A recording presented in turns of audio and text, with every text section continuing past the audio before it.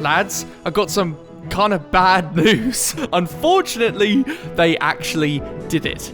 Nintendo has raised their prices, but maybe they're prices you weren't expecting them to raise, and maybe some aren't changing at all, which is quite interesting. So, without any further notice, let's get into it. So, today on August 2nd, Nintendo have announced that starting tomorrow on August 3rd, 2025, they are raising their prices for certain products. What products?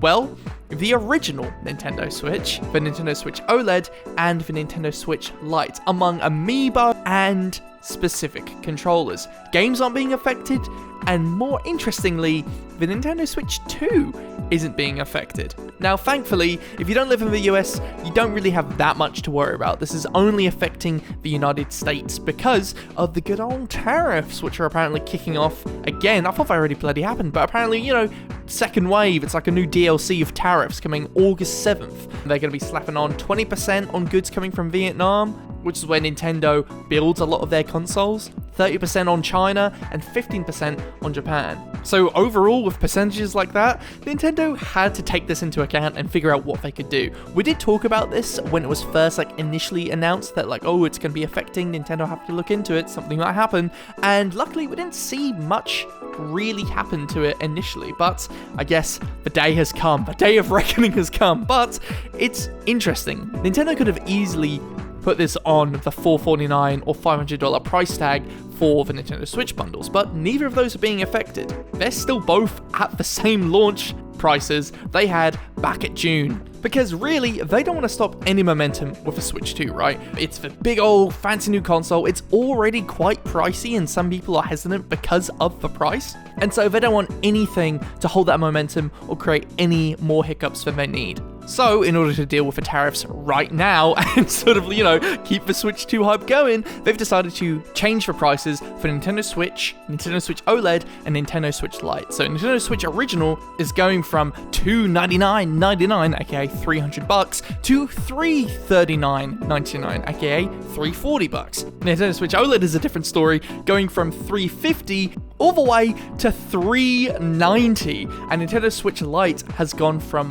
$199.99, 200 smackaroos, up to $230. So it's a little bit cranky for some of those. And initially, if you're interested in getting any of those consoles and weren't planning on getting the Nintendo Switch 2, the obvious route anyway is to go for secondhand. There's so many secondhand consoles, people are already sort of tired of the Nintendo Switch and want to get the Nintendo Switch 2, so they're selling their old consoles to get the Nintendo Switch 2 anyway. It doesn't really make much sense for that many people to buy the Nintendo Switch OLED, or Nintendo Switch Lite, because obviously, they sold 150 million plus units overall. There's probably not a huge market for that many people anyway. And one thing which we've seen, this happened to the 3DS with new models and stuff, or just any previous console. As soon as you launch the next one, usually, if you want to make a bit more extra scrap, make a bit more dollar, what you would do is you would lower the price for that previous, and you would do, the special, not special edition, what are they called? Player's choice, all these special versions of the games at discounted prices, really just trying to squeeze as much left out of that console before just giving up on it entirely.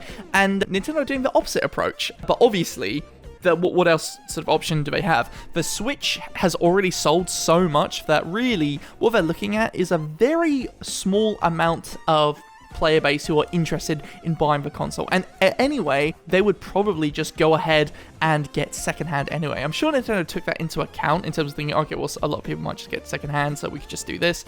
But it also makes some people go okay, well, you know what? Why should I get a Nintendo Switch OLED when I only have to pay a little bit more and I can get a Switch 2 for just $60 more. That's like a single game. So what, I just don't buy an extra game and I get a Switch 2 instead?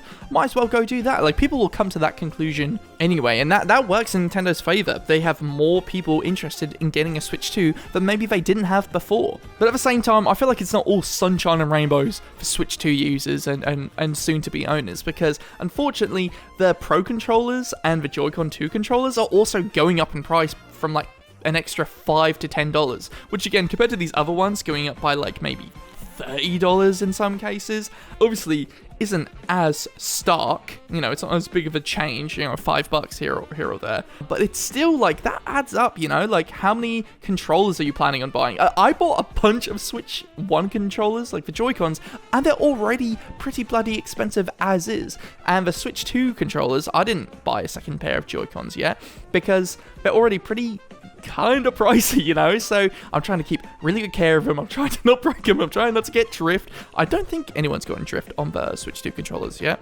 but maybe that's just a matter of time before someone gives a real stress test. But so far, those controllers are a lot more durable. They feel a bit more expensive than the traditional Joy-Con controllers. Actually feel a lot more expensive, but it doesn't mean I want them to be more pricey. I don't want to spend 100 smackaroos on a controller. And same goes for Amiibo. Like, it sucks that those are getting hits as well. But with the situation Nintendo are in, I think they probably did the right thing, really. You know, focus on making sure that the Switch 2 is not affected. Make it so that it stays its initial price. You don't want to make that any higher, because what if like the $449 went up to like $480 or something, or like, and the $500 bundle went up to like $540, $550. Like, that would be so annoying and really reduce the amount of people who can purchase and get into the new console's hemisphere, or whatever you would say. I guess what's the word, guys? I can't think of it. Sorry, I'm a little bit kerfuffled right now. I need to get my vocabulary up. You guys know what I'm talking about, right? You know, the ecosystem. There you go. But Nintendo Switch 2 ecosystem. I figured it out. What did I say? Hemisphere? Christ, what is wrong with me?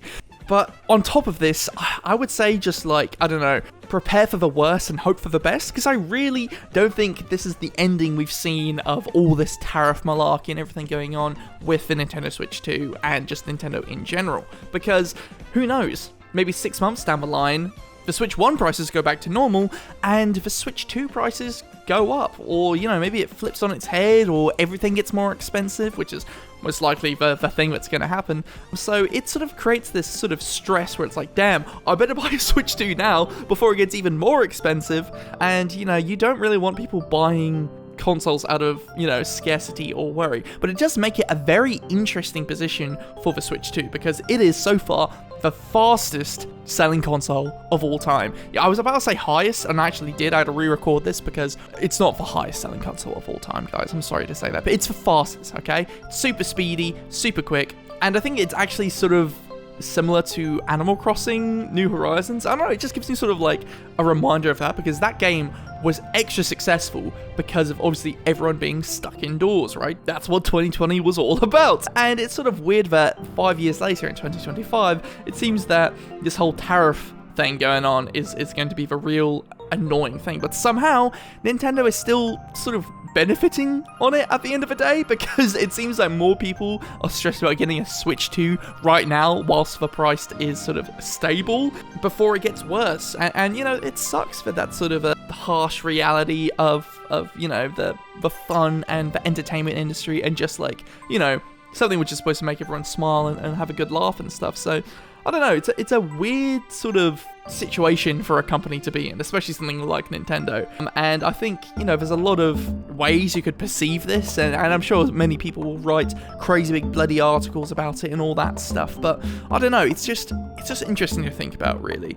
And that's really all I'm coming from. It's just, it sucks. It's interesting to talk about. But at the end of the day, as I said in my previous video, all about like when the tariffs were first sort of announced, it just sucks for the consumer at the end of the day. And again, feel that pressure of having to try and get in and get it and go and buy it. At least with Animal Crossing, I was like, okay, I'm bored. Might as well get Animal Crossing. You know, it seemed like an investment like that. This seems like a much more sort of sad case, you know, because at the end of the day, it's stress surrounding money, and no one likes that. I don't think anyone likes that. But am I crazy? What am I talking about, guys? Let me hear what you have to say in the comments below. Are you an American citizen hoping to get this Switch console as soon as possible? Or are you someone who's in Europe or bloody Australia or something like that? Or Asia, and you're just chilling, you're just fine, you're totally chill? Let me know in the comments below, and be sure to stay subscribed to Mood News for all things related to the gaming world, I guess. Bye.